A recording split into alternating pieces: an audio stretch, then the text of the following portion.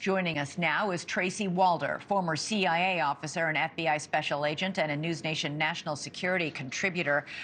Tracy, we know that the U.S. State Department just a couple of weeks ago, maybe not even 2 weeks ago, warned Russia they were picking up chatter about a possible terrorist attack. An attack, they said, that could be on a concert. At the time, Putin said the U.S. is just trying to intimidate and destabilize Russia with this warning, but it sounds like the warning might have been accurate.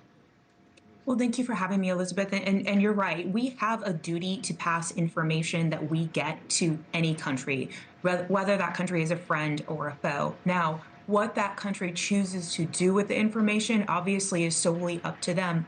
But the reality is it looks like the information that we passed to them was correct. However, I would need to see those CIA cables to know the specific nature, because the reality is if we tell Russia it's any concert venue, that's really difficult to lock down. But if we provided them with much more simplified and specific information and they chose not to act on it, then that's another story. So, Tracy, I think I know the answer to this question since you're a former CIA employee, but why is the CIA picking up warnings and chatter about an attack in Russia and the FSB is not? Well, the thing is, we have stations all over the world, to include Moscow. And the reality is in those places, we have assets that we want to obtain information from. That's not a secret. Everyone knows that. And so sometimes when we're trying to obtain information on the countries that we're in, our sources and methods pick up other information. And this is my understanding, probably information that they picked up secondary to any information they were trying to obtain through assets in the country. All right, so we don't know if Russia did anything with the intel that the United States kindly passed along to it, even as Putin was blasting the United States for simply passing that along. We also know that just in the last few moments, Ukraine has issued a statement saying we are not responsible for this. Vladimir Zelensky said we don't use terrorist attacks. We want to beat them on in the war that's going on. We're not going to launch a terrorist attack in Moscow. So who do we think might be behind this? What are the possibilities? I completely agree. This really isn't Ukraine's style of attack. Quite frankly, this isn't something that they have been doing in the past.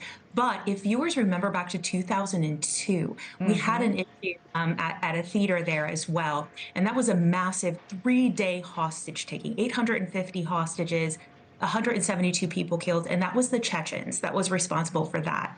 If we remember the Boston Marathon bombing, that was the Dagestanis that were responsible for that.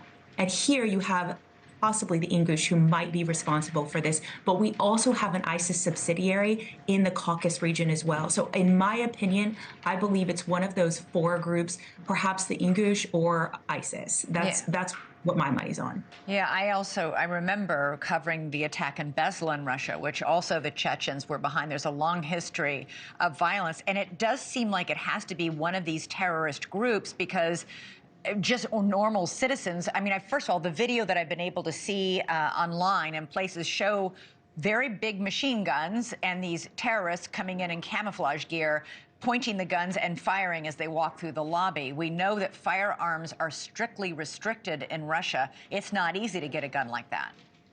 Right. So it looked to me, in watching probably the same video, that they had long guns or AK-47s. That's what that looked like. That tends to be a telltale sign, though they are very prevalent in Russia, of one of those groups. Additionally, those groups tend to not target hardened government sites.